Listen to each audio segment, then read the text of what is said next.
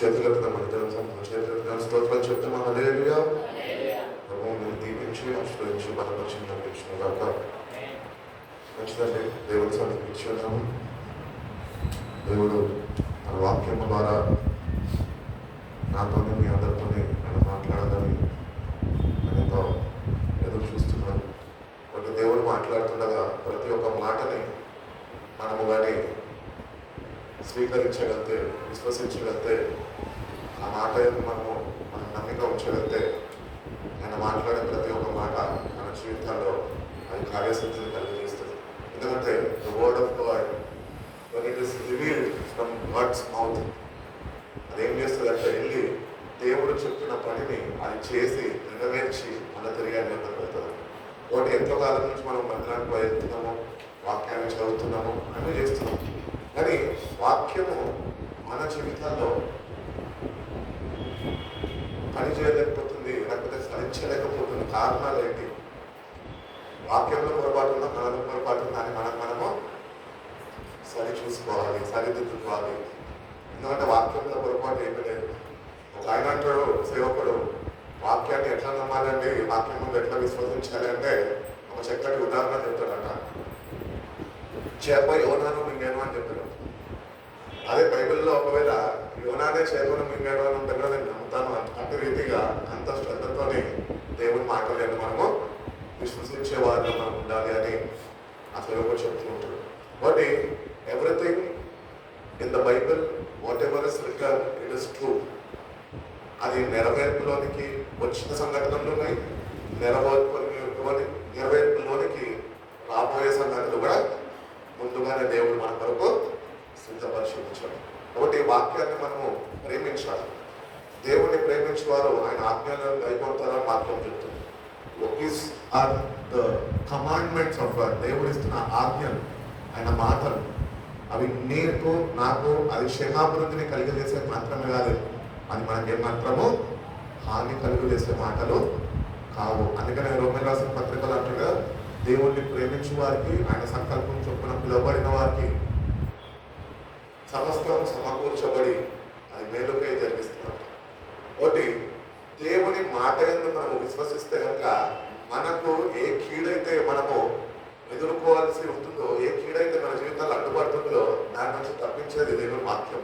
కాబట్టి దేవుని వాక్యంలాగా చూడద్దు, కానీ దేవుని వాక్యం ఒక ఖడ్గంలాగా మనము ధరింపజేసుకోవాలి. భక్తుడైన పౌలు పత్రికల్లో రాస్తూ ఉంటాడు, దేవుని వాక్యము నీ ఆత్మకు ఖడ్గము అని రాస్తున్నాడు. కాబట్టి the word of God is the sword of the spirit అని బైబిల్ చెప్తున్నాడు. కాబట్టి దేవుని వాక్యాన్ని మనము స్వతంత్రించుకోవాలి. దేవుడైతే మనకి ఇచ్చి ఉన్నాడు, but we are not able to receive whatever God has promised. దేవుడు మనతో ఎన్నో వాగ్దానాలు చేస్తాడు, కానీ మనం ఈరోజు పొందుకోలేని కారణాలు మనలో, అట్టి స్థితిలో మనం పడి ఉన్నాము అంటే కారణం ఏంటంటే నీకు సరిపడినంత విశ్వాసము లేదు. ఉదయకాలం కూడా సేవకులు మాట్లాడినప్పుడు విశ్వాసం గురించి మనతో కలుసుకోలేదు. కాబట్టి క్రైస్తవ జీవితము అంటే విశ్వాసంతో కూడిన జీవితము. కాబట్టి నువ్వు ఎంతగా విశ్వాసంలో ఎదగలుగుతావో అంతగా నువ్వు దేవుని వాక్యాలని స్వతంత్రించుకోగలుగుతావు. వాక్యాలు మన జీవితంలో ఫలింపులోనికి వస్తాయి. That is all through faith in the word of God. దేవుని వాక్యమందు విశ్వసించడంలోనే ఆ వాగ్దానాలన్నింటినీ మనము స్వతంత్రించుకుంటాం. ఒక చిన్న మాట చూసుకుందామండి. కొరింథీయులు రాసిన 2వ పత్రిక 7వ అధ్యాయము మొట్టమొదటి వాక్యం ఒకసారి చదువుకుందాం.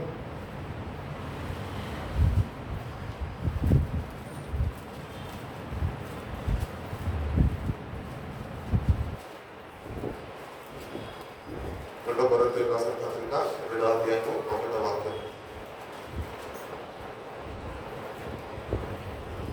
2 Corinthians chapter 7 verse 1. మనకి ఈ వాగ్దానంలో ఉన్నవి కనుక దేవుని భయముతో పరిశుద్ధతను సంపూర్తి చేసుకొనుచు శరీరమును ఆత్మకు కలిగిన సమస్త కల్మషం నుండి మనలను పవిత్రులుగా చేసుకుందుము. అంటే it is our part. God will do his part, we have to do our part. మన వంతు మనం చేయాలి, దేవుని కార్యాలు ఆయన వంతు ఆయన చేస్తాడు. అందుకే అంటున్నాడు Since we have these promises, dear friends, let us purify ourselves from everything that contaminates the body and the spirit. ఒకటి మనలో ఉంటున్న ఈ శరీరంలో ఉంటున్న పాపము నుంచి మనము విడుదల పొందుకోవాలి. మనల్ని మనము పరిశుద్ధపరచుకోవాలి. ఎట్లా పరిశుద్ధపరచబడతాము అంటే ఆయన వాక్యమందు విశ్వసించినప్పుడు క్రీస్తు నీ కొరకు నా కొరకు మన పాపాల కొరకు ఆయన కల్వరి శిలువలో ఎవరన్నా పరిశుద్ధ రక్తాన్ని ఆయన చిందించాడు అని నీ హృదయమందు నువ్వు విశ్వసించి వాక్యాన్ని అటు రీతిగా నువ్వు నమ్మగలిగితే కనుక ఏ ప్రామిసెస్ అయితే దేవుడు చేశాడో ఆ ప్రామిసెస్ నీ జీవితంలో నెరవేర్పులోనికి వస్తాయి. ఈరోజు ప్రామిసెస్ మన జీవితంలో నెరవేర్పులోనికి రాకుండా ఉండడానికి కారణాలు ఏంటంటే మన బాడీ కల్మషంతో ఉన్నది. దేవుని వాక్యము కల్మషం లేనిది, పరిశుద్ధమైనది దేవుని వాక్యం. కాబట్టి వాక్యమే దేవుడు అయి ఉన్నాడు అని యోహాను సువార్తలో చెప్తుంటాడు. కాబట్టి ఈ వాక్యము మన హృదయంలో చేర్చుకోగల మనలో ఉంటున్న కల్మషాన్ని ఈ వాక్యము చేత మనము కలిగి వేయాలా. అప్పుడు దేవుడు చేసిన ప్రతి ఒక్క ప్రామిస్ ని మన జీవితంలో ఆయన నెరవేర్చడానికి ఆయన సమర్థుడు. కాబట్టి ఈరోజు ప్రామిసెస్ మన జీవితంలో నెరవేర్పులోనికి రాకుండా ఉండడానికి కారణాలు అంటే మనలో ఉంటున్న కల్మషమే. కాబట్టి ఆ కల్మషాన్ని మనము వాక్యము చేత ఉత్తమ స్నానము చేయబడుతూ దాని నాలో నుంచి మనము తొలగించమని దేవుణ్ణి వేడుకుంటే కనుక దేవుడు తన పరిశుద్ధాత్మ సహాయం ద్వారా మనలో ఉంటున్న కల్మషాన్ని ఆయన తుడిచివేస్తాడు. వాక్యము అనే నీటితోని పరిశుద్ధాత్మ అనే సహాయంతో మనలో ఉంటున్న కల్మషాన్ని తుడిచివేసినప్పుడు మనము ఏమంటున్నాడు అక్కడ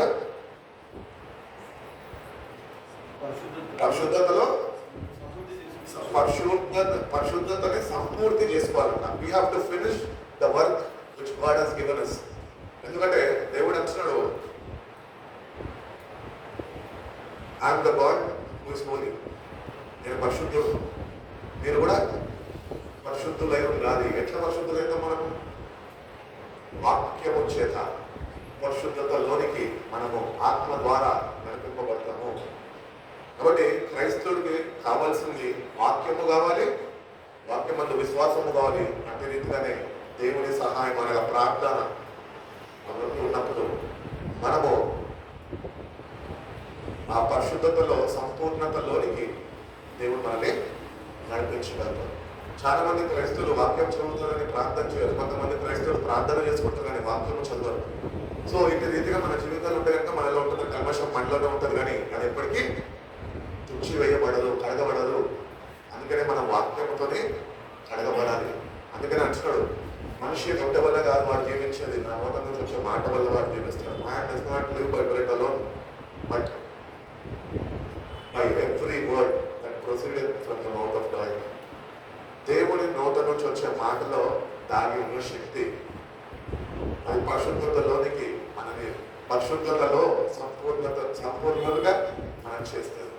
కాబట్టి దేవుని వాక్యము మనము ప్రామిసెస్ అన్ని ఈరోజు దేవుడు మనకు చేసిన వాగ్దానాలన్నింటినీ మనము స్వతంత్రించుకోవాలి. అవి మన జీవితాల్లో మనము అనుభవించాలి అంటే కనుక మొట్టమొదటిగా మనలో ఉంటున్న కల్మషాన్ని మనము తుడిచివేయాలి, విడిచిపెట్టేసేయాలి. ఎందుకంటే కీర్తనకారుడైన దావీదు అంటూ ఉంటాడు, నేను పాపంలోనే పుట్టి ఉన్నాను, పాపంలోనే నా తల్లి నన్ను గర్భము ధరించింది. సో ప్రతి ఒక్క మానవులైన మనము వీఆర్ బోర్న్ ఇన్ సిన్. నాలో పాపం లేదు అని ఎవడన్నా చెప్పగలుగుతాడా? యేసుప్రభు ఒక్కడే చెప్పాడు. ఏ మతంలో ఏ దేవుళ్ళని పిలవబడ్డ వారు కూడా చెప్పలేకపోయారు. అంత మంచి స్టేట్మెంట్. నాలో పాపం ఉంది అని మీరు ఎవరైనా రుజువు చేయగలుగుతారని లోకానికి ఒక సవాల్ ఇస్తున్నాడు ఆయన. ఎందుకంటే ఆయన పరిశుద్ధుడు. పాపలైన మన కొరకు పరిశుద్ధమైన దేవుడు దిగి వచ్చి తన పరిశుద్ధతని కనపరిచి తన వాక్యాన్ని మనుషులకు ఇచ్చి ఈరోజు మనుషులను కూడా ఆ పరిశుద్ధతలోనికి ఆయన నడిపించాలి. ఆ పరిశుద్ధతలో సంపూర్ణతలోనికి మనందరం నడిపింపబడాలి అని దేవుడు ఎంతగానో ఆశ కలిగి ఉన్నాడు. మనకు కూడా ఆశ కలిగి ఉన్నాడు. ఏమనంటే నాలో ఉంటున్న ప్రతి ఒక్క కల్మషాన్ని నేను తొలగించుకొని దేవుడు అనుగ్రహిస్తున్న పరిశుద్ధతతోని నేను నింపబడాలి అని నీకు ఆశ ఉండాలి. అందుకనే బైబిల్ చెప్తూ ఉంటుంది. ఏమని చెప్తుందంటే ఆశపడే ప్రాణాన్ని తృప్తిపరుస్తాడు. We have to have the desire to be holy. మనం పరిశుద్ధులు. ఆయన అంటాడు కదా, నేను పరిశుద్ధుడి కనుక మీరు కూడా పరిశుద్ధులై ఉండాలి అంటున్నాను. నా దగ్గర నుంచి దేవుడు ఏం కోరుకుంటాడు? ఒకటే ఒకటి కోరుకుంటాడు, ఏంటంటే నేను పరిశుద్ధుడిని బాబు, నువ్వు కూడా పరిశుద్ధుడు ఉంటుంది. అలాగా సరే, నువ్వు పాపంలో ఉన్నావు, కానీ నా యందు విశ్వసించి వాక్యం చేత నువ్వు కడగబడు, నూతన జీవితం ప్రారంభించు. ఆ పరిశుద్ధతని నువ్వు సంపూర్తి చేసుకోవాలి. జీవితం ప్రతికాలమే, almost half of the life spend చేసేసి ఉంటాం మనం. బైబిల్ ప్రకారం చూస్తే 80 సంవత్సరాలు, 80 సంవత్సరాలు లేకపోతే అధిక బలం అంటే 80 సంవత్సరాలు. కానీ మనకు అంత సీన్ లేదు. మనం ఆల్రెడీ మనము మొత్తం ఏమంటారు, తినే ఆహారం దగ్గర నుంచి మనం వాడే వస్తువుల దగ్గర నుంచి అన్ని కల్మషంతోనే నింపబడి ఉన్నాయి. ఆ కల్మషంలోనే మనం కొట్టుకుంటాడుతున్నాం, కానీ ఆ పరిశుద్ధతలోనికి చేరలేని వారిగా మనం ఉంటున్నాం. కాబట్టి దేవుని దగ్గరకు వచ్చిన మనము we can't make our selves holy. మనని మనం పరిశుద్ధులుగా మనం చేసుకోలేం, కానీ దేవుని యొద్దకు వెళ్ళి వాక్యం నేను నీ హృదయంలో చేర్చుకొని ఇటు రీతిగా నేను నడిపింపబడాలి ప్రభా, ఇటు రీతిగా నీ సహాయం నాకు కావాలి, నీ మీద నేను ఆధారపడుతున్నాను అన్నప్పుడు దేవుడు ఈ కల్మషంతో నేను ఇవ్వబడిన ఈ శరీరాన్ని ఆయన వాక్యము చేత ఉపస్నానం చేసి మనలో ఉంటున్న కల్మషంతో కూడిన ఆత్మను ఆయన కార్చిన రక్తం చేత కడిగి మనని ఒక నూతన ఆత్మని అనగా పరిశుద్ధ ఆత్మని మనకు అనుగ్రహించి నేటి నుంచి ఒక పరిశుద్ధమైన మార్గంలో జీవితంలో జీవించాలి అని దేవుడు ఎంతగానో ఆశిస్తున్నాను మన దగ్గర నుంచి. కాబట్టి ప్రామిసెస్ తీసుకుంటున్నాము, ప్రామిసెస్ మనము రిసీవ్ చేసుకోలేకపోతే. ప్రామిస్ కార్డ్ తీసుకుంటాం, ఇక ప్రామిస్ కార్డ్. నేను ఎప్పుడు ప్రామిస్ చేసుకున్నప్పుడు నాకు ఒక విధ ప్రామిస్ వస్తుంది. ఏమని వస్తుంది తెలుసా? 2024లో వచ్చిన ప్రామిస్ ఏంటి అంటే, I say to you what ever you ask the father in my name I will give you అని ఒక ప్రామిస్ వచ్చింది. సో ఆ ప్రామిస్ నాకు వర్తిస్తారు, ఎందుకంటే నేను దేవుని ఇప్పటివరకు నేను ఏం అడగలేదు. దేవా సంఘాన్ని ఇచ్చావు, సంఘం వస్తున్న వారిని బలపరిచేయ, నాకు ఇచ్చిన విశ్వాసము నేను కాపాడడానికి కృపద చేయ, ఉంటే ఇవే అడిగినా కానీ ఇంకా నేను ఏం అడగలేదు. కానీ దేవుడు వాక్యం ద్వారా నాతోని వాగ్దానం చేస్తున్నాడు ఏంటంటే, నా నామంలో ఏదైనా అడుగు అది నీకు తండ్రి వలన అనుగ్రహింపబడుతుంది. అప్పుడు నాకు ఒక కాన్ఫిడెన్స్ వచ్చింది, నాకు ఎవడున్నా ఎవరు లేకపోయినా నా దేవుడిని నేను అడిగితే ఆయన సమస్తం చేయగలుగుతాను. కాబట్టి ఇట్టి రీతిగా ప్రామిసెస్ని మనము రిసీవ్ చేసుకొని ఆ ప్రామిసెస్ని మనము అప్లిఫ్ట్ చేసి ప్రార్థనలు ఎత్తుకట్టాలి. దేని నిమిత్తం మనం ప్రార్థిస్తున్నావు? నీ అవసరతల నిమిత్తం ప్రార్థిస్తున్నావా? నీ ఆత్మీయ స్థితిగతుల గురించి ప్రార్థిస్తున్నావా? దేవుడు మన దగ్గర నుంచి ఒకటే కోరుకుంటున్నాడు ఏంటంటే, నీ అవసరతలు నేను తీర్చగలుగుతా, నేను తీర్చలేను చేతగాని వాడిని కాదు. నేను నీ ఏ ఆపదలో ఉన్నావో, ఏ అవసరతలో ఉన్నావో, ఏది నీకు చాలా ప్రాముఖ్యమైనదో మరి నాకు ముందుగానే తెలుసు. కానీ మనం ఏం చేస్తున్నామంటే, ఆయనని మనం తెలుసుకోక మన అవసరతలను తీర్చుకునే దానికి ఆయన ఎందుకు వస్తున్నాం. మన అవసరతలన్నీ ఆయన తీర్చే దేవుడు అయిపోయి, కానీ దేవుడు మన దగ్గర నుంచి మన కోణం నుంచి ఏం ఆలోచిస్తున్నాడు తెలుసా? నువ్వు ఆత్మీయంగా అభివృద్ధి చెందాలి. భక్తుడైన పౌలు అంటాడు కదా, ప్రియులను అన్నింటిలో వర్ధిల్లించినట్లు నువ్వు ఆత్మలో కూడా వర్ధిల్లు. ఈరోజు క్రైస్తవులుగా పిలవడుతున్నాం, కానీ ఆత్మ కార్యాలు మన జీవితంలో అనుభవించలేని వారిగా మనం ఆస్క్ గాడ్. దేవుని అడుగుదాం, దేవా నీ ఆత్మ కార్యాలు నా జీవితంలో జరిగించు. నేను వెళ్ళి ఇతరులతో నీ వాక్యం పంచుకుంటుండగా వాళ్ళు మార్పు చెందాలి ప్రభా. నేను ఇతరులతో ప్రార్థిస్తుండగా వాళ్ళు స్వస్థత పొందాలి ప్రభా. నేను ఇతరుల దగ్గరికి వెళ్ళి నీ ప్రేమ చూపిస్తుండగా నీ ప్రేమని రుచి చూసేవారుగా వాళ్ళు ఉండాలి ప్రభా అని అడుగు దేవుడిని. దేవుడిని అడిగితే దేవుడు తన శక్తితో నిన్ను నొక్కి నిన్ను కూడా ఒక విలువైన పాత్రగా మన హస్తాల్లో ఆయన వాడుకుంటాడు. కాబట్టి ఏవి రమ్యమైనవో, ఏవి మధురమైనవో వీటిని ఎట్లా అంటున్నాడు, వాటి మీద మీ మనసు వచ్చినట్టే అంటున్నాడు. కానీ ఈరోజు మన మనసులు ఎక్కడ ఉంటున్నాయి? ధనం మీద, డబ్బు మీద, ఆస్తిస్తుల మీద, పేరు ప్రఖ్యాతల మీద, లోకంలో గుర్తింపు మీద మన మనసు నిలిపిస్తాం. ఇంటి రీతిలో ఒకవేళ మన మనసు కానీ లోకపరమైన వాటి మీద నింపబడి ఉంటే కనుక నువ్వు ఎన్నటికీ దేవుడి మీద నీ మనసు నిలపలేవు. అందుకని గొప్పమైన పౌరుతో ఇంకొక మాట అంటుంటారు, మీరు క్రీస్తుతో కూడా నింపబడిన వారు అయి ఉంటే మీరు పైన ఉన్న వాటినే వెతకండి. ఈరోజు మనం ఇంకెక్కడ ఉన్నాము? చచ్చిన స్థితిలో ఉన్నాం. అందుకనే ఈ లోకపరమైన వాటి మీద మన మనసుని నిలిపిన్నాం. క్రీస్తు యొక్క మనస్సును మీరు ధరింపజేసుకోండి అని కొరింథీయుల పత్రికలో పౌలు చెప్తుంటాడు. Have the mind set of Christ. అట్టి రీతిగా మనము వాక్యంలో ఎదుగుతూ మనము ప్రతి ఒక్క వాగ్దానాన్ని మనం స్వతంత్రించుకోవాలి అంటే మనలో ఉంటున్న కల్మషాన్ని మనము తొలగించుకోవాలి.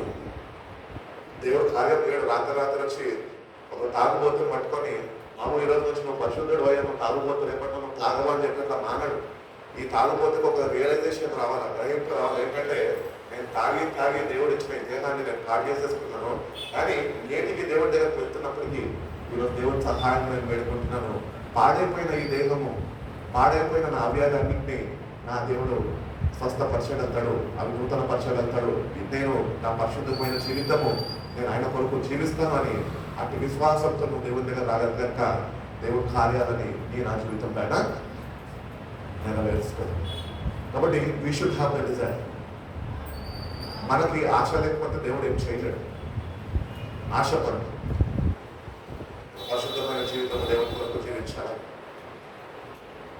ఆ పరిశుద్ధుల రాక్షసులు మనందరం ఉండాలి అని దేవుని యొక్క ప్రణాళిక ఖచ్చితమైనది. మనమేమో రోజు పొద్దున్న లేస్తే ఈ లోకంలో పాపం చేస్తలేదు అంటున్నాం, కానీ పాపమే మనలో ఉంటున్నదని మనం మర్చిపోతుంది. ఆ పాపం మేము అరగట్టకపోతే కనుక అది నేను రోజు నాశనానికి గురి చేసేస్తుంది. భక్తులైన పౌలు అంటుంటాడు కదా, నాలో ఏ మనిషి లేదు. పరిశుద్ధుడైన పౌలు అంత మంచి మాట అంటాడంటే మనం ఏం మాట వారం అంటే అసలు పరలోకరాజ్యం వెళ్ళి అర్హులమే ఉన్నాం. కానీ దేవుని కృపామయుడు కనుక నేటి కన్నా ఈరోజు నీకు మరొక అవకాశం ఇస్తున్నాడు. ఏంటంటే నా ఎందుకు రా, నా ఎందుకు విశ్వసించు, నా వాక్యాన్ని నమ్ము, అది నిన్ను బాగు చేస్తుంది. అందుకని భక్తులు పాటలు రాసినప్పుడు పాటలు రాస్తారు కదా, నీ వాక్యమే నన్ను బ్రతికించెను, కాబట్టి దేవుడి వాక్యం ఏం చేస్తుందంటే జీవాన్ని వస్తుంది. దేవుడు నిన్ను ప్రేమించి నన్ను ప్రేమించి తన ప్రియ కుమారుడిని నీ కొరకు భూమి మీదకి పంపించినప్పుడు మన పాపాల నిమిత్తం, సర్వలోక పాపాల నిమిత్తము ఆయన ప్రాణము ఎట్టి రీతిగా అయితే దారపోసాడో కల్వరి సిలువలో అట్టి రీతిగానే వాక్యమును చదువుతుండగా నీలో ఉంటున్న మరణము, అది ఏమంటారు, మరణము అణిచివేయబడుతుంది, జీవము నీలో ప్రారంభమవుతుంది. వాక్యం ఉంటేనే జీవము నీకు.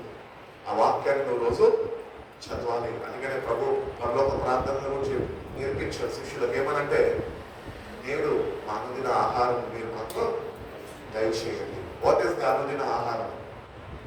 It is the word of God. ప్రతిదినము వాక్యం చేత తృప్తి చెందాలి.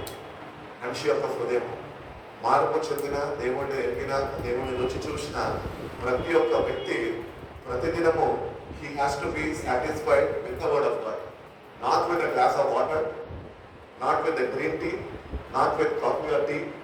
లేకపోతే ఏదో డ్రింక్స్తో మన సాటిస్ఫాక్షన్ తినడం కాదు. క్రైస్తవ ఆత్మీయ జీవితం అంటే ప్రతిదినము ఉదయకాలము లేచినాక మనము దేవుడికి స్తోత్రాలు అర్పించినాక వాక్యము చేత మన హృదయము తెప్పరిలా చేయమనాలి. You have to be realised. అదొక నూతన బలం ఇస్తుంది మనకి. దేవుని వాక్యంలో ఉన్న గొప్పతనం అదే. మనం అందుకనే ప్రతిదినము వాక్యాన్ని చదివేవారుగా మనం ఉంటాం. కాబట్టి ప్రతి ఒక్క వాగ్దానము ఆయన మీతో నాతో చేస్తున్నాం. కాబట్టి we have to come to the presence of God. దేవుని పాదాల దగ్గరకు మనం వెళ్ళి, దేవా చేసిన ప్రతి ఒక్క వాగ్దానాన్ని ఎంత రీతిగా స్వతంత్రించుకోవాలో, మనవుతున్న కర్మశాలను ఎంత రీతిగా తొలగించుకోవాలో, పరిశుద్ధతలు ఎట్లయితే సంపూర్ణతలోకి నడిపింపబడాలో, నీ వాక్యము, నీ సహాయము, నీ ఆత్మ నడిపింపు, నీ ఆత్మ బలము నాకు దయచేయము అనే దేవుడిని మనం అడిగితే కనుక దేవుడు తప్పక సహాయం చేస్తారు అంటున్నాడు. యోహాను రాసిన మొదటి పత్రిక 3:3 ఒక మాట ఉందో చూడండి.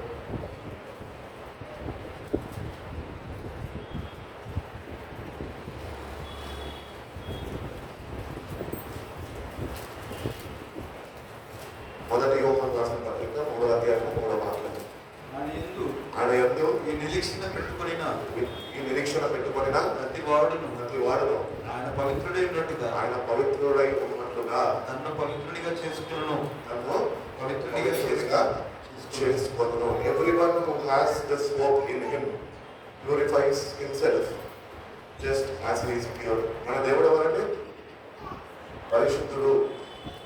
ఆ పరిశుద్ధుడు దేవుడిని సావాసంతో మనం నిలిచి ఉండాలంటే మనం కూడా పరిశుద్ధతని అపేక్షించాలి, దేవుని దగ్గర నుంచి పొందుకోవాలి. దేవుని వాక్యం చేత మనం పరిశుద్ధం చేయబడాలి. భక్తుడైన పోలంటుంటాడు పత్రికలో ఏమంటుందంటే ఆయన కొరకు ఆయన ఎదుట నిలబడి పెట్టుకునే దానికి సంఘాన్నట ఆయన వాక్యం చేత ఉత్క స్నానం చేస్తున్నాడు. ఏ మచ్చ కాదు సంఘం మీద ఉండకుండా ఆయన వాక్యము చేత ఉత్క స్నానం చేస్తున్నాడు. మరి వాక్యము చేత ఏదో ఆదివారం వస్తున్నాము, సేవకులు వాక్యం చెప్తున్నారు, వింటున్నాము, ఆ వాక్యంతో నీ జీవితం సరిపెట్టుకోవడం కాదు, కానీ ప్రతిదినము వాక్యము చేతనము కడగబడాలి. ఎంతగానో వాక్యం చేత కడగబడుతుంటే అంత విశ్వాసంలో నువ్వు ఎదగలవు. ఎందుకంటే నువ్వు చదివేది దేవుని వాక్యం, అది నిన్ను పవిత్రపరుస్తుంది. వాక్యము లేకుండా నీకు పరిశుద్ధత రాదు. వాక్యం కావాలి, వాక్యం చదవాలి. వాక్యము మనం సరిదిద్దుతుండగా, మనలో ఉంటున్న లోపాన్ని ఎత్తి చూపుతుండగా దాన్ని మనం అంగీకరించరా స్వీకరించరా శిరస్సు మంచి వాక్యానికి లోబడే వారమై మన జీవితాన్ని మనం అప్పగించగలిగితే కనుక వాక్యం మనలో కార్యసిద్ధిని ప్రారంభిస్తుంది. ఒకటి దేవుడి వాక్యంలో ఉన్న శక్తిని మనం ఎప్పటికీ మర్చిపోవద్దు. ఆ వాక్యం చదువుతుండగా పరిశుద్ధమైన జీవితంలోనికి దేవుడు నిన్ను నడిపించగలుగుతాడు. అవ్వా నేను పాపినయ్యా, నేను పాపంలోనే ఉన్నాయా, నన్ను పరిశుద్ధపరచయ్యా, నేను పాపం మార్గంలోనే తిరుగుతున్నాయా, పాపాన్ని నేను వదిలిపోలేకపోతున్నాయా అని ప్రార్థన చేసుకుంటే సరిపోదు. ప్రార్థనతో నీకేం కావాలా? పరిశుద్ధపరిచేది దేవుని వాక్యం కావాలి. నేను చాలా మందికి చెప్తూ ఉంటాను కదా, ఏరియల్ ప్యాకెట్, ₹2 ఏరియల్ ప్యాకెట్ ఉంటుంది కదా, అందరూ వాడే ఉంటారు బహుశా. ఏరియల్ ప్యాకెట్ కొన్నప్పుడు ఆ ఏరియల్ ప్యాకెట్ ఒకటి వేసేస్తే సరిపోతుందా? బట్టలు శుభ్రమైపోతాయా? లేవు. అవి నీటిలో వేసి సోప్ వాటర్ అయినాక మన చొక్కాని ఏం చేయాలి? దానిలో నానేయాలి. అదే రీతిగానే మన జీవితాన్ని కూడా వాక్యంలో నాననిస్తేనే మనలో ఉన్న కల్మషము మనల్ని వదిలి పవిత్ర ప్రశోధంగా. వాక్యం చేత ఉత్క స్నానం అంటే అదే. నేను వాక్యం చదువుతున్నప్పుడు ఏరియల్ ప్యాకెట్ ఒక గుర్తుగా పెట్టుకున్నాను. చాలా మంది ఏరియల్ ప్యాకెట్ వాడే ఉన్నారు కదా, కానీ చాలా మంది పొందుతారు, వాడతారు, దాని పన్నంత వరకు పెట్టుకుంటారు, కానీ ఆ ప్యాకెట్ మీద ఎంత ఏం రాస్తుందో చదువుతారు ఎవరైనా? అట్లనే మన జీవితాలు ఉన్నాయి. ఆ ప్యాకెట్ మీద ఏం రాస్తుందో ఒకసారి చదవండి. అది నువ్వు చదివితే ఆ ప్రకారం నువ్వు ఆ వాక్యాన్ని చదువుతా కనుక నీలో ఉన్న కల్మషంగా దేవుడు తొలగిస్తాడు. ఆ వాక్యంలో ఉన్న పరిశుద్ధతతో అయినా నేను నింపి నడిపిస్తాను. ఆ ప్యాకెట్ మీద ఏముంటుందో చెప్పాలా? Soak your clothes for 30 minutes. ఆ సబ్బులో ఆ మురికి బట్టలు 2 కలిసి నానబెట్టాలి. ఆ 2 కలిసి నానాలి. అంత రీతిగానే మన హృదయాలు మన వాక్యంతో కలిపినప్పుడే, వాక్యం మాట్లాడుతుండగా దేవుడు దాన్ని మనం గ్రహించినప్పుడే, మనం ఎప్పుడైతే దేవుడి వాక్యానికి మనం లోబడగలుగుతామో, మనల్ని మనం అప్పగించగలుగుతామో, అప్పుడు ఆ పౌడర్ ఎట్లయితే నాని ఆ షర్టుకున్న మొత్తము మైలాన్ని అది విడగొడతాడో, అప్పుడే మన జీవితాల్లో మన కల్మషం కూడా విడిపోయే అవకాశం దేవుడు కలుగజేస్తాడు. చాలా మంది వాక్యం చదువుతారు. ఎట్లా చదువుతారు తెలుసా? ఉదయకాలంలో నేను క్యాలెండర్లో చదువుతాను. ఒక ఆయన అడిగిన నేను, నువ్వు బైబిల్ చదువుతా అంటే, సంఘంలో క్యాలెండర్ ఇస్తారండి, రోజుకు ఒక వాక్యం సిద్ధపరిచేస్తారు, ఆ చదువుకొని వెళ్ళిపోతా అంటే, ఇంకా మిగతా ఆయన బైబిల్ చదవడం మళ్ళీ దానికి మళ్ళీ ఇంకొక పేరు పెడుతుండే. ఏమని పెడుతుండే సార్? నేడు మా అనుదిన ఆహారము మాకు దయచేయని చెప్పినాము, ప్రార్థన చేసాము, ప్రార్థన నేర్పించగలిగితేనే దేవుడు నాకు క్యాలెండర్ ఇచ్చాడు. ఆ క్యాలెండర్లో ఉన్న వాక్యం నాకే, అది వాటికి నచ్చితే చదువుతాడు, నచ్చకపోతే వదిలేస్తాడు. అంటే రీతిలో కాదండి, మన జీవితాలు వాక్యంతో నింపబడాలి అంటే వాక్య సహవాసంలో మనం నేర్చుకుంటాం. దేవుని స్వరము వినేవారిగా మనము ఎదగాలి, ఎదుగుదల కావాలి. ఆయన స్వరాన్ని మనం గుర్తించాలి. దేవుడు వాక్యము ద్వారా మాట్లాడతాడు, ఆయన మనుషుల ద్వారా మాట్లాడతాడు. అటు రీతిగా నువ్వు ఏకాంతంగా ఉండి నువ్వు వాక్యము చదువుతుండగా ఆయన స్వరము వాక్యంలో నుంచి వినిపింపజేస్తాడు దేవుడు. అందుకని అంటాడు కదా, మోషే అంటాడు, ఫరో దగ్గర పోయి నేను ఏం చెప్పాలంటే నేను మాట్లాడే దేవుడు అని చెప్పాను. వాళ్ళు నేను ఉన్నవాడును అన్నవాడును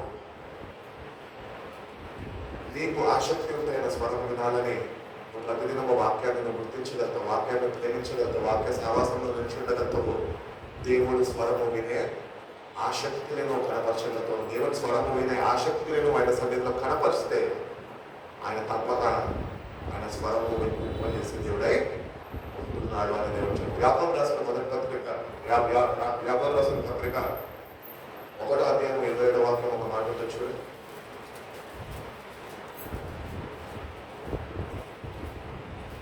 జేమ్స్ 1:27 తండ్రి అయిన దేవుని ఎదుట పవిత్రమును నిష్కలంకములైన భక్తి ఏదనగా నిష్కలంకమైన భక్తి ఏదనగా దిక్కులేని పిల్లలను విధవరాలను వారి ఇబ్బందిలో పరామర్శించుటయు ఇహలోక మాలిన్యము తనకంటకుండా తను తాను కాపాడుకుంటునే తనను తాను కాపాడుకుంటే we have to protect ourselves from impurity. పాపం నుంచి మనల్ని మనం కాపాడుకోవాలి. యోసేపు చూడండి, పొతేఫర్ ఇంట్లో ఉన్నప్పుడు పొతేఫర్ భార్య ఆయనని బలవంతం చేసింది. కానీ యోసేపు ఏం చేశాడు?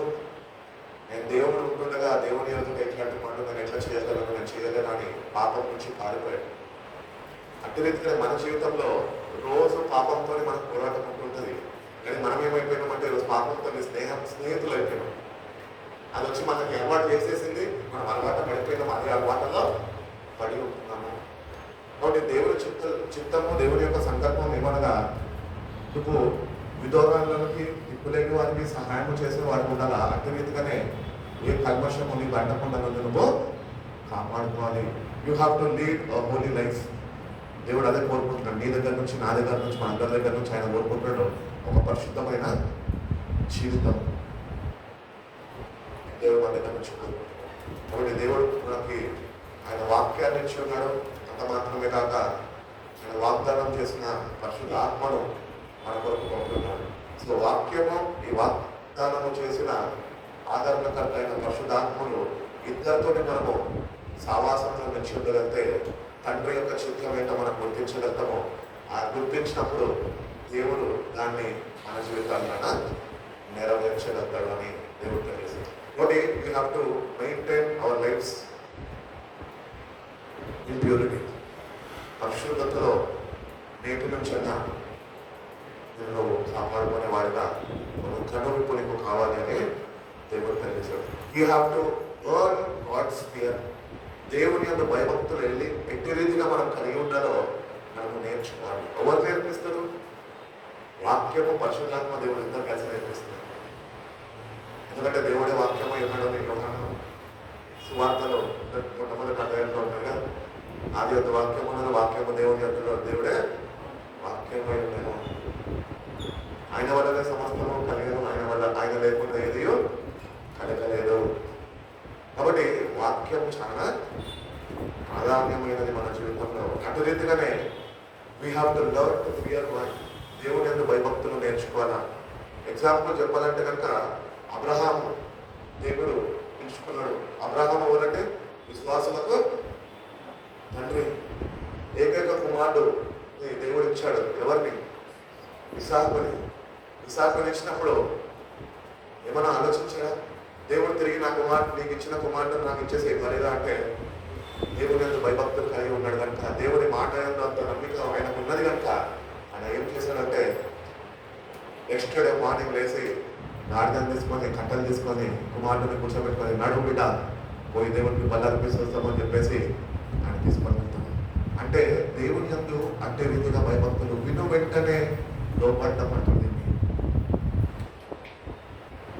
సో అబ్రహాము జీవితం ద్వారా కూడా దేవుడు చెప్తున్నాడు, అబ్రహాం ఫియర్డ్ గాడ్. ఈరోజు దేవుని యొక్క మనకు భయభక్తులు లేవు కాబట్టి దేవుని యొక్క కార్యాలు మన జీవితంలో చూడలేకపోతున్నాం, నెరవేర్చబడలేకపోతున్నాయి. కాబట్టి దేవుని యొక్క భయభక్తులు ఏంటో మనం నేర్చుకోవాలి. సామెతలో అంటాడు కదా, రండి దేవుని యొక్క భయభక్తులు ఏంటో నేను నేర్పిస్తాను, రండి నా యుద్ధం అంటున్నాను. నీ అంతటా నువ్వు నేర్చుకోలేదు, నీ పాస్టర్ గారు నీకు నేర్పించలేదు. నీ పాస్టర్ని చూసి నేను అట్లనే ఉండాలని నువ్వు ప్రయత్నించగలుగుతావు, అంతేగాని ఆయనలాగా నువ్వు ఉండలేవు. ఏ మనిషి అయినా, ఏ పాస్టర్ అయినా, ఎంత పెద్ద సేవకులైనా, చిన్న సేవకులైనా, ఏ సేవకులైనా దేవుడి యందు భయభక్తులు నేర్చుకుంటేనే వాళ్ళు దేవుని యందు భయభక్తులు కలిగి జీవించగలరు.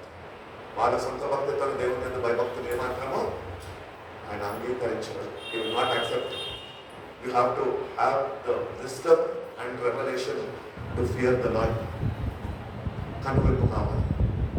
దేవుడు నాకు నేర్పించు, నేను ఎటు రీతిగా ఉండాలో నాకు నేర్పించు, ఎటు రీతిగా నేను పరిశుద్ధపరచబడాలో నేర్పించు, ఎటు రీతిగా వాక్యాన్ని నేను ప్రేమించి వాక్యం చేతి నా జీవితాన్ని నేను సరిదిద్దుకోవాలో నేర్పించు, ఎటు రీతిగా నా హృదయము రాతి హృదయం ఉందని రాతి హృదయాన్ని మాంసం హృదయంగా మీరు ఎటు రీతిగా నేను మార్చబోతున్నారో నాకు నేర్పించు. You have to ask God every single thing.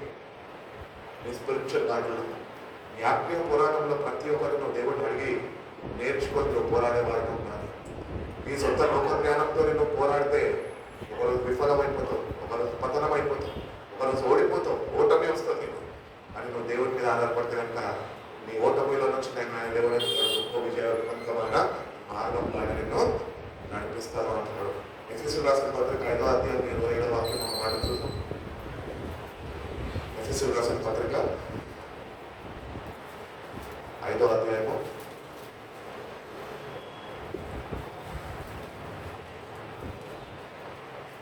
27.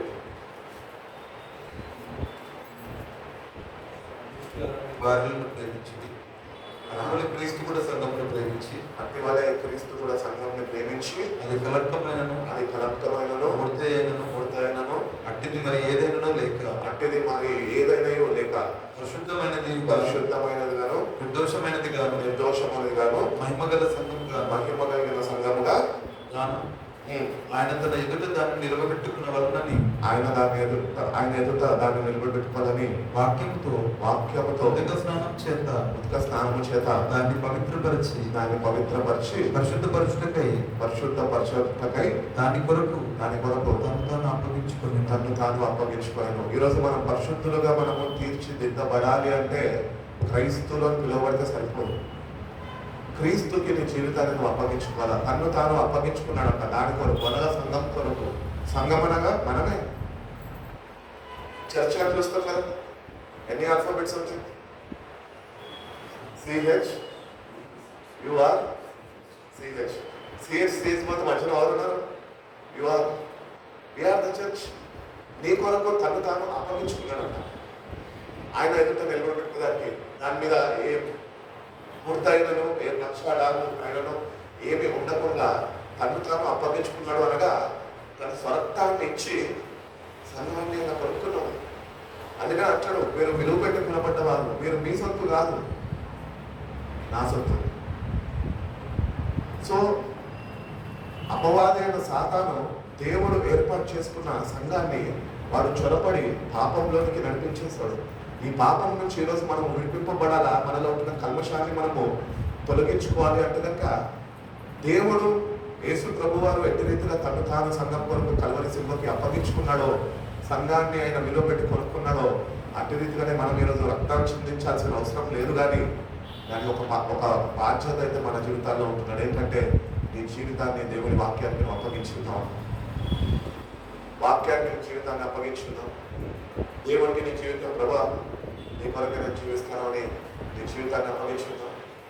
భార్యను చెప్తాము, అమ్మా నువ్వు తప్ప నాకు లోకంలో ఎవరు లేరమ్మా అంటే దేవుడు ఏమైపోయాడు?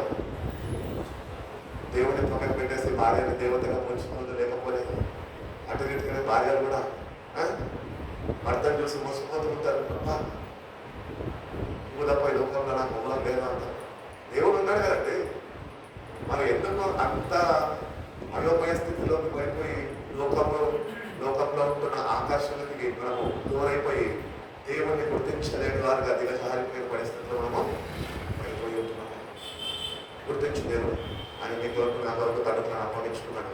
నేటికన్నా మన జీవితాన్ని వ్యక్తిగతంగా మీ డాడీ పర్మిషన్తో తీసుకోక్కర్లే, మీ మాస్టర్ గారి పర్మిషన్ నీకు అక్కర్లే, ప్రశాంత్ అన్న రికమెండేషన్ మనకు అక్కర్లే.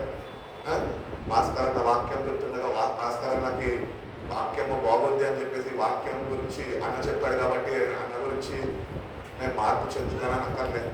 నిన్ను నువ్వు వ్యక్తిగతంగా దేవునికి అప్పగించుకోవాలి అని దేవుడు కోరుకుంటున్నాడు. ఎవరినో చూసి అప్పగించుకోవడము, ఎవరినో చూసి నష్టపడము కాదు. అట్లాంటి పౌలు అంటున్నాడు, నేను క్రీస్తుని పోలి నడుచుకున్నాను, మీరు నన్ను పోలి నడుచుకున్నాను. ఈరోజు పౌలు పోలి నడిచిన వాళ్ళు క్రైస్తవులు లేరు. పాస్టర్లను చూసి పాస్టర్లలాగా నటించేవారు ఎక్కువ మంది అయిపోయారు.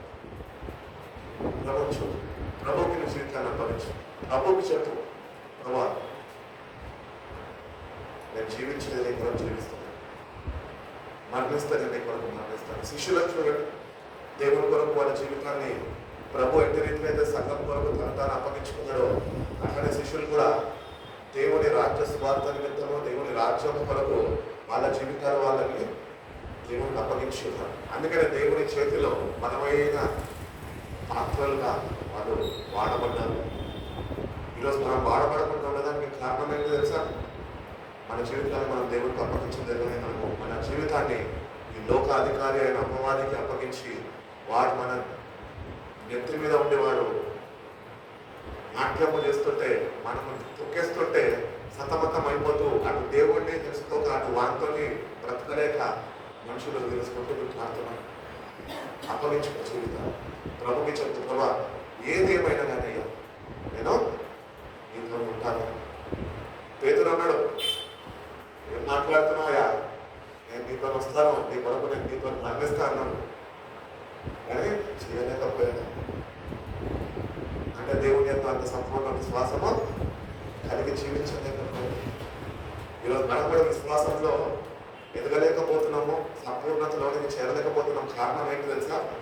వాక్య జ్ఞానము లేక, అనగా దేవుని ఎవరో మనం ఇంకా గుర్తించలేని వాళ్ళ మనం ఉంటున్నాం కాబట్టి మన జీవితాలు రీతిగా నడిపించబడుతున్నాయి. కీర్తన గ్రంథం చూడండి, 119:9 ముగించేస్తారు.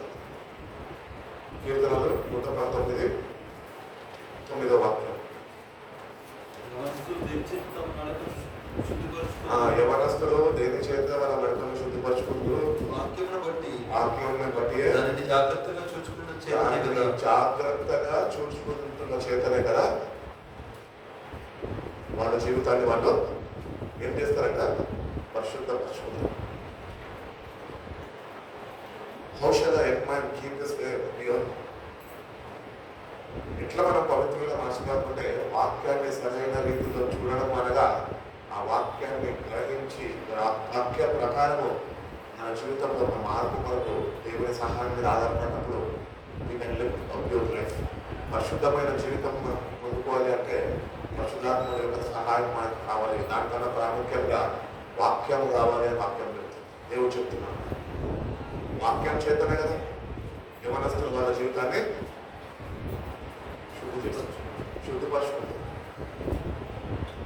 Without the word there is no transformation. నువ్వు మార్పు చెందాలి అంటే నీకు వాక్యం కావాలంటే, నా వాక్యం నేను చదువుకుంటా, నీ వాక్యం నువ్వు చదువుకో. నువ్వు వాక్యం మంచిగా ఎదుగున్న వాడివి, వాక్యంలో ఎదిగిన వాడివి, వాక్యాన్ని ఎక్కువగా తెలుసుకునే వ్యక్తివి, వాక్యము మీద ఆధారపడే వ్యక్తి లాంటి నీ బైబిల్ చూస్తే చెప్పేసేయచ్చు. చాలా మంది సంవత్సరానికి ఒక బైబిల్ మారుస్తూ ఉంటారు, మంచిదే కాదంటానే, కానీ ఒక బైబిల్ పెట్టుకో, ఆ బైబిల్ ఎంతగా నువ్వు వాడితే అంతగా దేవుడు నేను కలుగుతాడు. మా నాన్నగారు ప్రిన్సిపల్గా ఉంటున్నప్పుడు కూడా ఆయన ఆఫీస్ రూమ్లో కూర్చొని కూడా నేను స్టూడెంట్ ఉంటాడు. ఆయన ఆ స్కూల్లో ప్రిన్సిపల్ టేబుల్ మీద నేను ఆయన చూసినప్పుడు ఆయన వర్క్ అంతా చేసేసుకొని office work he use to read the word of God. దేవుని వాక్యం చదువుతాడు. నాకు అర్థమయ్యేది కాదు, వీళ్ళకి ఏం పండేరా, అక్కడ భక్తి చేస్తాడు, స్కూల్లో భక్తి చేస్తాడు, ఎక్కడ పోయినా మాట్లాడేదాన్ని భక్తిగా మాట్లాడితే ఏం పనిలేదు అనుకునేది. కానీ తర్వాత నాకు అర్థమైంది ఎంత సమయము ఆయనకి ఇవ్వబడినది వాక్యంలో పెట్టాడు, వాక్యంలో ఆయన వెచ్చించాడు. తర్వాత నేను కొన్ని దినాల తర్వాత గ్రహింపు కలిగి నేను నేర్చుకున్న ఏంటంటే మా పెద్దల దగ్గర నుంచి they utilize that time wisely. వాళ్ళకి ఇవ్వబడిన సమయము జీవితంలో వాళ్ళకి ఇవ్వబడిన సమయము సరైన రీతిలో వాళ్ళు ఖర్చు చేసుకుంటారు. ఎట్లా తెలుసా? వాక్యాన్ని కలిగి ఉండి వాక్యాన్ని చదువుతూ వాక్యము చేత వాళ్ళలో ఉంటుంది ఏమైనా కల్మషం ఉంటే దాన్ని తొలగించుకొని ఒక పరిశుద్ధమైన జీవితం వాళ్ళు ప్రభుత్వం జీవించారు. నేను కూడా నా బైబిల్ నేను చదివినప్పుడల్లా గాడ్ టాక్స్ టు మీ, నేను కొన్ని కలపంతో ఏమైనా తీసుకుని మార్పు చేసి పెట్టుకుంటాను. ఎందుకంటే అది చూడగానే మనకు గుర్తు రావాలి ఏంటి అంటే ఎస్, ఆ రోజు నేను చదువుతున్నగా దేవుడు నాతో మాట్లాడాను. మా డాడీ బైబిల్ చూస్తే నాకు ఈరోజు కూడా అనిపిస్తూ ఉంటుంది, నేను ఎప్పుడు ఇంత సమయం నేను దేవుడితో గడపగలుగుతాను. ఎందుకంటే ఆది కాండం నుంచి ప్రకటన వరకు ప్రతి ఒక్క వాక్యాన్ని ఒక సంక్రమణలో తీసుకుని త్వరలో వలుస్తారు కదా, వలిసినాక ఒక్కొక్క త్వరలో దిగగానే దాన్ని చిలుకలు బయటకు వస్తాయి చూడండి, చిన్న పిల్లలకి నోట్లో పెట్టుకుంటాము. అంటే రీతిగా ఆయన చదివే వాక్యాన్ని ఆయన బైబిల్ అంత పెట్టి ఉన్నాడు. ఆ బైబిల్ నాకు ఇచ్చి ఏమన్నాడంటే, ఇది పెట్టుకో, అనుభవంతో కూడదా బైబిల్ ఇది. దేవుడు నాతో ఎన్నిసార్లు మాట్లాడు అన్ని నాతో రాసి పెట్టాను, అది నీకోసం నేను చెప్పే బైబిల్ నా దగ్గర ఉంది. సో మనం ఎక్కువ దేవుడితోని వాక్యంలో గడుపుతున్నప్పుడు టాక్ స్టోరీస్ కొద్దిగా సమయం మాట్లాడతాం, మా ఫ్రెండ్స్ తో ఎక్కువసేపు మాట్లాడతాము. చెప్పాలి ముగించేసిన ఇంకా వాక్యం ఉంది కానీ ఇంకొక గంట పడుతుంది, తర్వాత వెళ్దాం, నెక్స్ట్ దేవుడు చూద్దామంటే మళ్ళీ వెళ్దాం. ఫ్రెండ్స్తో ఎంతసేపు మాట్లాడతాము. ఫర్ ఎగ్జాంపుల్ అరవింద్ ఉన్నాడు, అరవింద్కి కొత్తగా వాళ్ళ నాన్నగారు ఫోన్ కొనిచ్చారు. అరవింద్ ఫ్రెండ్స్ అందరికీ ఫోన్లు ఉన్నాయి, అరవింద్కి కొత్తగా ఫోన్ వచ్చింది. ఇప్పుడు అరవింద్ ఏం చేస్తాడు, నా డాడీ నాకు ఫోన్ కొనిచ్చిండు, ఇప్పుడు వరకు ఇంతమంది ఫ్రెండ్స్ దగ్గర ఫోన్ ఉంది కదా, అందరితో ఏం చేస్తాడు, ఫోన్ మీద ముచ్చట పెడతాడు. అట్లీస్ట్ ఒక్కొక్కరితో 10 నిమిషాలైనా మాట్లాడుతున్నాం. సో 10 నిమిషాలు ఇంటూ 10 వేసుకున్నాం కదా, గంటన్నర మీదనే ఫ్రెండ్స్ తోటి ఫోన్లో మాట్లాడతాం. సో మనుషులతో మాట్లాడితే ఇంత ఆసక్తిని మనం కనపరుస్తున్నామే, ఆ దేవుడు నీతో మాట్లాడాలని ఎదురు చూస్తుంది కదా, నువ్వు ఎంత సమయం దేవుడితో గడపగలుగుతున్నావు. గడిపోదాం నేటి నుంచి. మనుషులతో ముచ్చట్లు పెట్టుకోవడానికి సమయం ఉంటుంది మన దగ్గర, ప్రార్థించడానికి సమయం ఉండదు క్రైస్తవులకు, అది బాధ. పెద్ద ముచ్చట్లు, మందిరానికి ముచ్చట్లు, ముస్లిం కథలు అంటే నష్టపోతాం మనం. గిన్నీస్ బుక్ గోల్డ్ మెడల్ మనకే రావాలి. ఇంకా వేరే మతస్థులు ఎవరు అందరూ ఓడిపోతారు దీంట్లో అయితే. కానీ క్రైస్తవులలో ఉంటున్న పెద్ద దరిద్రం ఏంటో తెలుసా, ముచ్చట్లు, ముస్లిం ముచ్చట్ల దూరంగా దొరకగలిగిన చెడులు కలిగిన వారు అని చెప్తుంది బైబిల్ క్రైస్తవుల గురించి. పకనాలు వ్యవహారాలు కావాలి, దేవుడి మీద ఏం చెప్తున్నా అడిగో, దేవుని నాటని దేవుని స్వరానికి నువ్వు లోబడవు. అని పక్కన ఎల్లయ్యనో పుల్లయ్యనో చదవని చెప్పి నాకు ఎల్లయ్య చెప్పింది కరెక్ట్, పుల్లయ్య చెప్పింది రాగానే అదేంటో నేను దేవుని మాట విను. ఎందుకు ఈ మాట వింటూ చెప్తున్నా అంటే, దేవుడి మీతో మాట్లాడడానికి ఎదురు చూస్తున్నాను. Pray, God wants to listen to your voice. Read the word of God. He wants to talk to you. Jeremiah 33:3 ఏమంటాడు, For I have a plans. నీ పట్ల నేను ఒక ఉద్దేశము కలిగి ఉన్నాను, ప్రణాళిక కలిగి ఉన్నాను. అవి నీకు మేలు కలిగించేదానికి కానీ అవి నీకు హాని కలిగించేవి కాదు. ఈరోజు మనం హాని కలుగుతుంది అంటే మన దేవుని వాక్యంలో లేదు మనం. అందుకని కీడంగా కనపడుతుంది. వాక్యంతో నుండి వాక్యాన్ని చదువు, దేవుడు నీతో మాట్లాడుతుండగా ఒక పెన్ను ఒక బుక్ పెట్టుకో. ఎప్పుడైతే దేవుడితో నువ్వు ఎక్కువ సమయం గడుపుతావో, అట్టి క్రైస్తవుడిగా నువ్వు జీవించగలిగితే దేవుడు ప్రతిదినము నీతో మాట్లాడతాడు. ప్రతిదినము నువ్వు స్కూల్లో పిల్లలు యాక్టివిటీగా అయితే క్లాస్ రూమ్లో టీచర్ చెప్తుంటే నోట్స్ రాసుకుంటారో, అట్లా నువ్వు దేవుడు నీతో మాట్లాడుతున్నా వాక్యం చదువుతున్నప్పుడు నువ్వు కానీ నోట్స్ రాసుకుంటే కనుక 10th క్లాస్లో స్టేట్ టాపర్లో అట్లనే పర్లోక రాజ్యంలో కూడా ఏ దౌగా ఉండదు, నీకు సీట్ అక్కడ రిజర్వ్ అయిపోయి ఉంటుంది. కాబట్టి నేర్పించిన దేవుడు స్వరం విందాం. దేవుడికి ఇవ్వాల్సిన సమయం దేవుడికి ఇస్తాం. దేవుడికి ఇవ్వాల్సిన సమయం ఎంత అంటే, నీకు ఇవ్వబడిన సమయంలో దశమభాగంలో దేవుడికి ఇచ్చేసే సమయంలో నేను డబ్బు నేను అడుగుతలేదు, దేవుడికి నేను డబ్బు అంటే God wants your time. ఈ లోకంలో మనం ఎన్నంత సంపాదించవచ్చు, ఏమైనా సాధించవచ్చు, అని ఒకసారి సమయాన్ని పోగొట్టుకున్నాం అనుకో, అని మళ్ళీ ఎవరు మనము తిరిగి తెచ్చుకోలేము. వాళ్ళ టైమ్ ఇస్ ప్రెషస్ అని అతి త్వరలో రాబోతున్నాను అన్న. కాబట్టి ఆ సమయాన్ని మనం గైనించి ఉంటుండగా let us use our time in proper way. అందుకని ఏమంటాడు, సమయాన్ని పోనీయద్దు, దినంలో చెడ్డవి కనుక సమయం పోనీయద్దు. Every day every second counts. నువ్వు దాంట్లో కానీ నీ జీవితాన్ని నువ్వు సరి చూసుకోకపోయినాకో వెళ్ళిపోయిన సెకండ్ మన ఎక్కడ రాదు. అట్లానే దేవుడు మనకు అవకాశాలు ఇస్తున్నాడు, సమయం ఇస్తున్నాడు. ఏంటి కదా ఆయన స్వరం విని ఆయనతో గడిపితే స్వరము వినిపింపజేసే కృపను దేవుడు ఇస్తాడు. అదే రీతిగా ఏ వాగ్దానాలు అయితే మన కొరకు ఆయన సిద్ధపరిచి ఉన్నాడో ముందుగానే ఆ వాగ్దానాలను నింపే స్వతంత్రించుకునే కృపను అనుగ్రహిస్తుంది. So as we read and meditate the word of God, మనలో ఉంటున్న ఇంప్యూరిటీని మొత్తము తొలగించుకునే కృపను దేవుడు ఇస్తున్నాడు. మనలో ఉంటున్న కల్మషం అంతటిని కలుపుకొనే సహాయాన్ని కృపను దేవుడు మనకి అనుగ్రహిస్తుంది. బట్ నెక్స్ట్ డే ఆఫీసర్స్ ఉంటాయి, వెళ్ళి జాబ్ చేసుకోండి, ఇంకా టైం 8 hours 24 hours, అందరికీ 24 hours కదా, మీకు 25 ఇచ్చిందా, నాకు 26 ఇచ్చిందా, ఇయ్యలే, అందరికీ 24 hours. రాజుల దగ్గర నుంచి ధర్మంతుల దగ్గర నుంచి ముగ్గురుల దగ్గర నుంచి అందరికీ 24 గంటలు ఇచ్చినాడు దేవుడు. 24 గంటలు 3 భాగాలు చేశాడు. 3 భాగాలు దేనికి చేశాడు? 8 గంటలు నీ పని నువ్వు చేసుకోవాలి కాబట్టి, ఇంకా 8 గంటలు నీకు ఇవ్వబడిన ఈ శరీరానికి విశ్రాంతి కావాలి కాబట్టి 8 గంటలు నువ్వు రెస్ట్ తీసుకో. ఇంకా 8 hours ఉన్నాయి. దాంట్లో నువ్వు ఏం చేస్తున్నావు? షాపింగ్ చేసుకో, పిజ్జాకి వెళ్ళు, పిజ్జాలను డామినోస్కి వెళ్ళు, అన్నీ చేసుకో. కానీ ఆ 8 hours లో దేవుడికి ఎంత బెస్ట్ టైం ఇవ్వగలుగుతున్నావు ఒక్కసారి నిన్ను నువ్వు ఎగ్జామిన్ చేసుకో. 10 minutes చదివితే బతుకుపోతామా? నెక్స్ట్లో మనం పిలివడిపోతాం, దేవుడి రాజ్యం చేరిపోతామా? హాఫ్ అన్ అవర్ రోజు మొక్క నుంచి ప్రార్థన చేస్తే రాజ్యానికి వెళ్ళిపోతామా? అట్లాంటి సిద్ధాంతాలు పెట్టుకుంటే అందరు చేసి అందరు పనులు ఉండేటోళ్ళు నరకానికి ఇవ్వబడి పోదానికి ఇష్టపడినోడు కాదు. కానీ నరకానికి ఈరోజు వెళ్ళిపోయిన వాళ్ళు అందరూ ఏంటి తెలుసా? వాళ్ళకి ఇవ్వబడిన సమయంలో వాళ్ళు దేవుడితో గడపలేని వాళ్ళు మాత్రమే నరకంలో ఉంటారు. సో నరకం కావాలా, దేవుని రాజ్యం కావాలా, అది ఈ సమయం మీద ఆధారపడినది. దాని మీద దేవుని వాక్యంతో ఎంత గడుపుతున్నావు దాని మీద ఆధారపడి ఉన్నాం. సో సమయాన్ని కోరి దేవుని నుంచి దేవుని వాక్యానికి ఇవ్వాల్సిన ప్రాధాన్యత ఇస్తాం. కానీ దొరికినప్పుడు దేవుని వాక్యంతోనే వెలిగింపబడమని, వెలిగింపబడతామని మన జీవితాన్ని నమ్మకించుకుంటే దేవుడు మన వాక్యంతో మనని వెలిగిస్తాడు. అందుకని కీర్తన అన్నట్లుగా 119:5 నీ వాక్యము నా పాదములకు దీపమై ఉన్నది, నా త్రోవకు వెలుగై ఉన్నది. దీపము ప్లస్ వెలుగు రెండు ఉంటేనే దేవుని రాజ్యం ఉంటుంది. ఇవి రెండు లేకపోతే కనుక గమ్యం లేని స్థానానికి వెళ్ళిపోతావు. నువ్వు అనుకున్నది ఒకటైతుంది, నువ్వు చేయలేమో మరొకటైతుంది. కాబట్టి దేవుని వాక్యానికి ఇవ్వాల్సిన ప్రాధాన్యత మనకు మన జీవితాలు దేవుడు ప్రతి కృప ప్రతి సహాయం మనందరికీ అనుగ్రహించి మన నడిపించిన కళ్ళు మూసుకొని వచ్చిన ప్రార్థన చేసుకుంటాం. పరిశుద్ధుల ప్రేమ కలిగినేసేయాలి మమ్మల్ని మీరు ఎంతగానో ప్రేమించారు.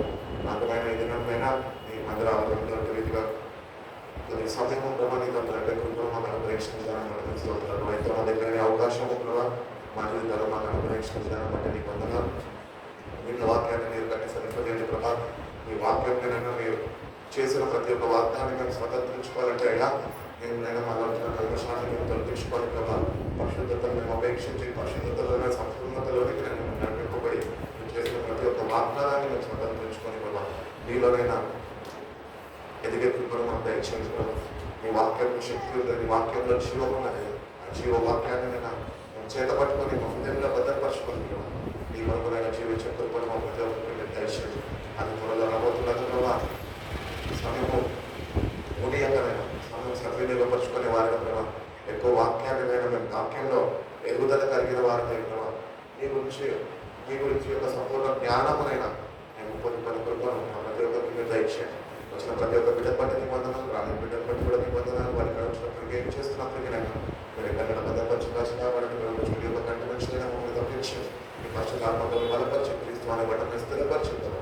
మీ పరిశుద్ధ రాకడైనా ఎదురు చూసే వారిగా అటు ఆత్మ నడిపింపు, అటు జీవ వాక్యంతోనైనా మా జీవితాన్ని మీరు నింపినైనా మా జీవితాలు కూడా మీరే ఘనతమైన మా ప్రభావం పొందుకుంటున్నాం. వేసి పరిశుద్ధ రామపై ప్రార్థనకి వేయించుకున్నాం.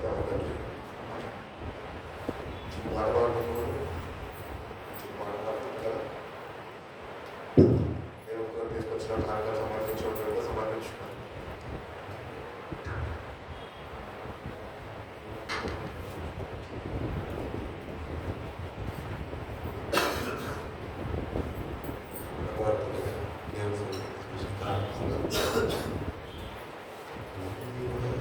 Yeah.